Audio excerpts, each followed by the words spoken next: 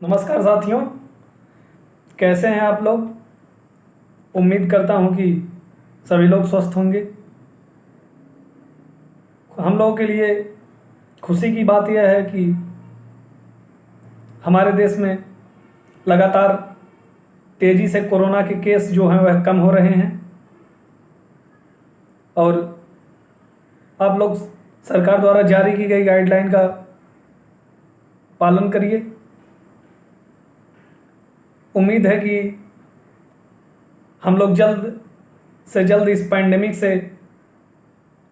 राहत पाएंगे और फिर उसी पुराने दौर में पहुंचेंगे। दोस्तों, आज हम आप लोगों को एक जो 2019 में EWS यानी आर्थिक रूप से पिछड़े वर्गों के लिए जो अधिकतम 10% आरक्षण का प्रावधान किया गया था उसके बारे में कुछ बताएंगे। उम्मीद है आप लोगों को पसंद आएगा और यदि इससे रिलेटेड कोई डाउट है तो कमेंट बॉक्स में कमेंट करके पूछ सकते हैं। दोस्तों, सबसे पहले EWS को समझने से पहले इससे पीछे के कुछ मुद्दे को हम समझ लेते हैं। तो भारत के जो संविधान में अनुसूचित जाति के लिए 15% और जो अनुसूचित जनजाति है उसके लिए 7.5% यानी 22.5% आरक्षण का प्रावधान किया गया था। इसके बाद जो आर्टिकल 16 का क्लाज 4 है यानी अनुच्छेद 16 का जो खंड 4 है उसमें यह कहा गया कि नागरिकों के किसी पिछड़े वर्ग के लिए आरक्षण का प्रावधान किया जा सकता है। तो उसमें यह तो कह दिया गया, लेकिन उसमें यह स्पष्ट नहीं किया गया कि नागरिकों का जो पिछड़ा वर्ग है वह वर्ग कौन सा होगा। तो इस पिछड़े वर्ग के निर्धारण के लिए 1953 में कालेलकर आयोग का गठन किया गया, जिसके अध्यक्ष थे जो वह काका कालेलकर थे। ये इस कालेलकर आयोग ने अपनी रिपोर्ट सौंपी। किसी कारणवश इस रिपोर्ट को लागू नहीं किया गया। इसी क्रम में नागरिकों के पिछड़े वर्ग के बारे में जानकारी करने के लिए कि नागरिकों का पिछड़ा वर्ग कौन सा वर्ग है, फिर 1979 ईस्वी में एक मंडल आयोग का गठन किया जाता है और जो मंडल आयोग था उसके जो अध्यक्ष थे VP मंडल यानी विंध्येश्वरी प्रसाद मंडल थे। उस मंडल आयोग ने जो नागरिकों का पिछड़ा वर्ग है उस वर्ग की जांच इस आधार पर की जो है उसने इस वर्ग की जांच के लिए जाति को मेन बताया और उन्होंने 3743 जातियों को पिछड़ा वर्ग के श्रेणी में रखा और 3743 जाति जो थी वह उस समय उस दौर के 1980 के दशक में जो भारत में टोटल जनसंख्या की 52% थी। और इस मंडल आयोग की सिफारिश यानी रिपोर्ट को 1990 में उस समय के तत्कालीन प्रधानमंत्री VP सिंह ने जो 3743 जाति जो 52% का प्रतिनिधित्व करती थी उसके सिफारिश को यानी जो मंडल आयोग ने अपनी सिफारिश दी उसमें आरक्षण को लागू कर दिया और वह आरक्षण जो था वह 27% था। यानी VP मंडल जो VP सिंह थे उन्होंने OBC यानी अदर बैकवर्ड कास्ट के लिए 27% आरक्षण का प्रावधान कर दिया संविधान में। और उसी के अगले वर्ष उस समय उस दौर में गठबंधन की सरकार होती थी जो कब टूट जाए पता नहीं, इसलिए उसके बाद चुनाव होना था और सबको यह पूर्ण भरोसा था कि जो वीपी सिंह हैं पुनः इनकी सरकार बनेगी, लेकिन उसमें यह हुआ कि चुनाव के दौरान राजीव गांधी की हत्या हो गई और जो जनता थी वह संवेदनशील होकर के फिर एक बार कांग्रेस की सरकार बनाती है और जो उस समय के जो प्रधानमंत्री बनते हैं वो नरसिंह राव प्रधानमंत्री बनते हैं। और जब नरसिंह राव प्रधानमंत्री बनते हैं तो उन्होंने देखा कि ओबीसी के लिए जो आरक्षण है वह 27% पहले से ही लागू है, अनुसूचित जाति और जनजाति के लिए 15% और 7.5% आरक्षण का प्रावधान पहले से ही संविधान में किया जा चुका है। तो उन्होंने जो था वह ईबीसी यानी इकोनॉमिकली बैकवर्ड कास्ट, जो इकोनॉमिकली मतलब आर्थिक रूप से पिछड़ी जाति थी, उनके लिए 10% आरक्षण का प्रावधान करते हैं, यानी 10% आरक्षण उनके लिए अलग से ले आते हैं। लेकिन उस समय इस मुद्दे को सुप्रीम कोर्ट में चुनौती दी जाती है और सुप्रीम कोर्ट में जब चुनौती दी जाती है तो सुप्रीम कोर्ट में जो चुनौती दी जाती है वह 1992 के इंदिरा साहनी केस में दी जाती है। इंदिरा साहनी बनाम भारत सरकार, जिसे मंडल केस के नाम से भी जाना जाता है। तो दोस्तों इस समय जो उस समय 1992 में जो आरक्षण था वह 10% ईबीसी के लिए था, 15% अनुसूचित जाति और 7.5% जो था वह अनुसूचित जनजाति के लिए था और 27% आरक्षण ओबीसी के लिए था। तो मतलब टोटल आरक्षण 59.5% उस समय था। तो जब इंदिरा साहनी बनाम भारत सरकार मामले में जब सुप्रीम कोर्ट में मामला जाता है तो सुप्रीम कोर्ट एक फैसला देता है और उस फैसले में यह बताता है कि जो भारत में आरक्षण का प्रावधान है वह समानता के अधिकार का विरोधी नहीं है और यह जो आरक्षण है, भारत में जो आरक्षण का प्रावधान है वह सामाजिक पिछड़ेपन के आधार पर किया जाता है। और सुप्रीम कोर्ट ने यह भी कहा कि जो ओबीसी में आरक्षण है वह ओबीसी में जो क्रीमी लेयर है उन्हें इस आरक्षण का लाभ नहीं मिलेगा। अब क्रीमी लेयर क्या है, इसके बारे में जो क्रीमी लेयर यानी लेयर का मतलब परत होता है, क्रीमी मतलब मलाईदार परत, एक तरफ से कह सकते हैं। मतलब जो इसका अर्थ है मतलब जिनकी आय जो सालाना आय थी वह 8 लाख से कम है उन्हें ही ओबीसी में 27% आरक्षण का लाभ मिलेगा। यानी अगर जिसकी सालाना आय 8 लाख से अधिक है वह वैसे ही आरक्षण के लाभ के लायक नहीं है। तो सुप्रीम कोर्ट ने यह निर्णय दिया कि जो ओबीसी में क्रीमी लेयर हैं उन्हें इस 27% आरक्षण का लाभ नहीं मिलेगा।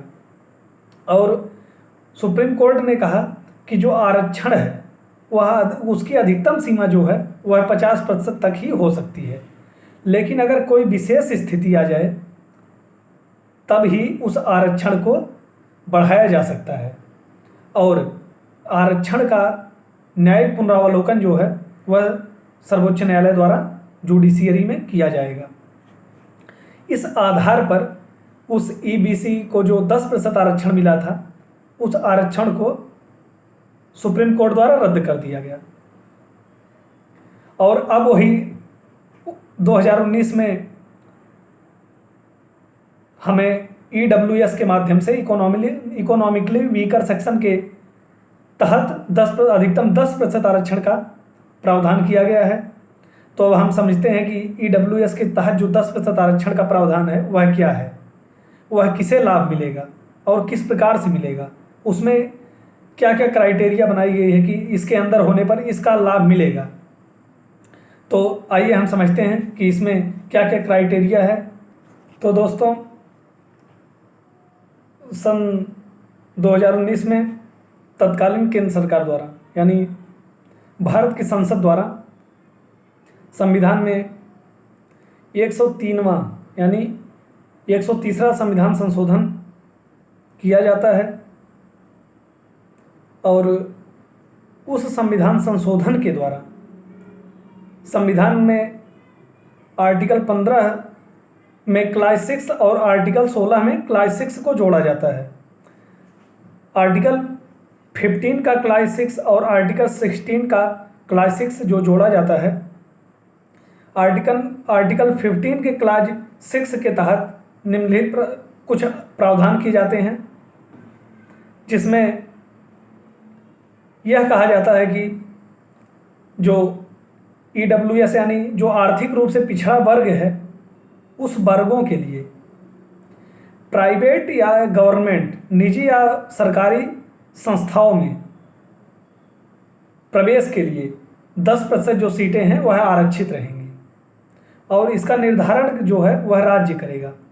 अब राज्य इसमें क्या है? इसमें राज्य जो है वह आर्टिकल 12 में जो राज्य जिस राज्यों का उल्लेख किया गया है वह राज्य इसमें उन राज्यों का उल्लेख किया गया है। अब आर्टिकल 12 में किस राज्य का उल्लेख किया गया है? तो आर्टिकल 12 में कहा गया है कि राज्य के अंतर्गत संघ की संसद और सरकार, प्रांत की जो विधानसभा है और सरकार और संवैधानिक संस्थाएं, ये सब राज्य के अंतर्गत आएंगी। तो जो आर्टिकल 15 का क्लास 6 है, उसमें पहला जो प्रावधान था वह एक आर्थिक रूप से पिछड़े वर्गों के लिए निजी या फिर सरकारी स्कूल में दाखिला लेने पर 10% सीट उनके लिए आरक्षित की गई थी और उसमें यह कहा गया कि जो वर्तमान में आरक्षण प्रचलित है यानी 27% OBC के लिए, 15% अनुसूचित जाति के लिए, 7.5% अनुसूचित जनजाति के लिए जो वर्तमान में आरक्षण प्रचलित है, यह आरक्षण उससे अलग होगा। दोस्तों, इसके बाद इसमें यह प्रावधान किया गया कि जो अल्पसंख्यक शिक्षा वर्ग है, अल्पसंख्यक शिक्षा संस्था है, उसको इससे अलग रखा गया। उसमें उस अल्पसंख्यक शिक्षा संस्था को इसमें अपवाद माना गया और यह कहा गया कि अल्पसंख्यक शिक्षा संस्था इसमें शामिल नहीं होगी। तो सबसे पहले हम समझते हैं कि जो यह EWS यानी 10% आरक्षण का प्रावधान है, क्या वह केवल सामान्य वर्गों के लिए है? तो अगर हम इसको तकनीकी रूप से देखें तो यह सामान्य वर्गों के लिए नहीं, केवल सामान्य वर्गों के लिए ही नहीं है, क्योंकि इसमें यह कहीं नहीं कहा गया कि यह केवल सामान्य वर्गों के लिए। इसमें यह कहा गया है कि EWS यानी जो आर्थिक रूप से पिछड़ा वर्ग है, सबके लिए 10% आरक्षण का प्रावधान किया जाता है। और अगर हम इसको व्यावहारिक रूप से देखें तो जो अनुसूचित जाति है उसको पहले से ही 15% आरक्षण मिला हुआ है और जो अन्य पिछड़ी जाति है उसको भी 27% आरक्षण मिला हुआ है।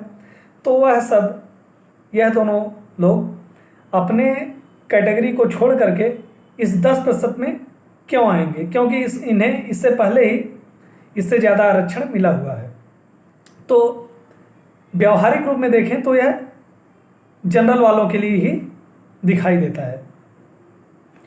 तो आर्टिकल 16 का जो क्लास 6 था उसमें जो जोड़ा गया था उसमें यह लिखा गया था और जो EWS यानी जो आर्थिक रूप से पिछड़े लोग हैं उन्हें सरकारी नौकरियों में उनके लिए 10% सीट आरक्षित रहेंगी और यह जो पिछड़ा वर्ग है उसका निर्धारण राज्य अपने हिसाब से उसका क्राइटेरिया बनाएंगे कि कौन कौन से लोग इस 10% के अंतर्गत आएंगे।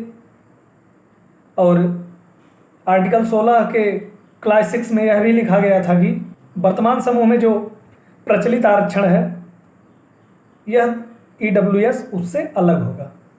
और अब हम समझते हैं कि इसमें क्राइटेरिया क्या बनाई गई थी कि किस आधार पर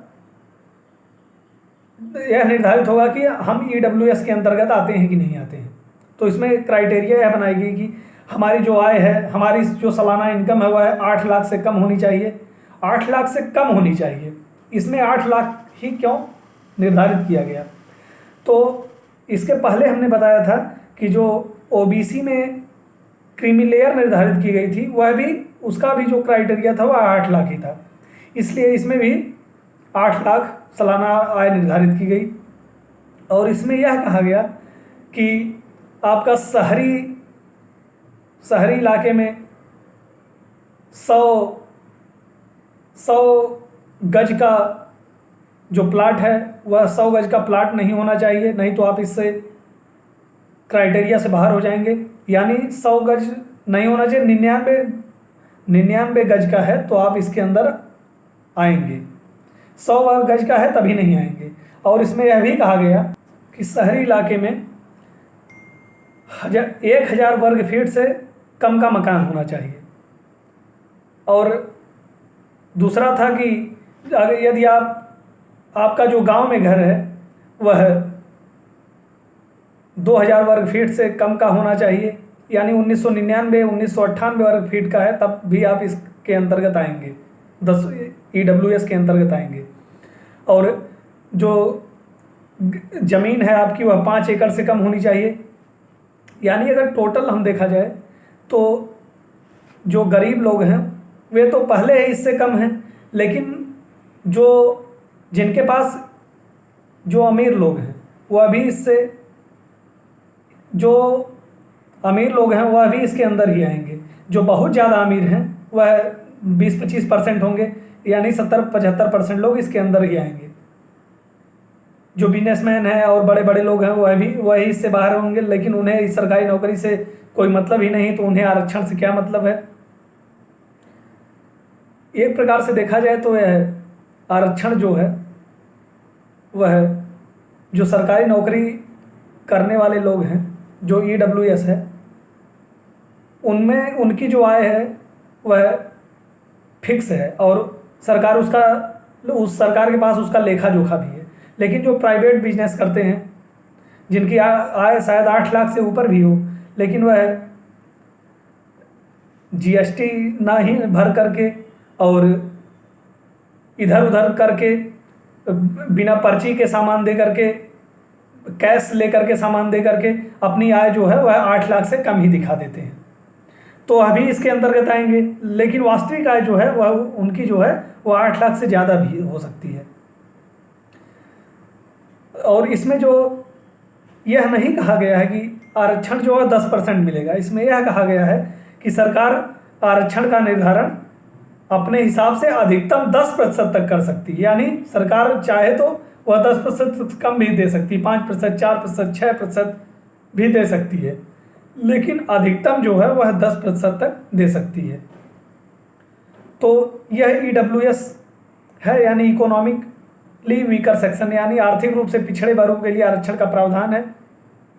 अब सुप्रीम कोर्ट ने अपने इंदिरा साहनी बनाम भारत सरकार मामले में यह कहा था कि आरक्षण की अधिकतम सीमा जो है 50% तक ही हो सकती है और किसी विशेष स्थिति में ही इसे बढ़ाया जा सकता है। तो इस आधार पर इसे सुप्रीम कोर्ट में भी चुनौती दी गई है। अब इसमें विशेष परिस्थिति क्या है, इसे सरकार को सिद्ध करना पड़ेगा। तो यह मुद्दा था। वीडियो को देखने के लिए बहुत बहुत धन्यवाद। फिर मिलेंगे नेक्स्ट वीडियो में। धन्यवाद।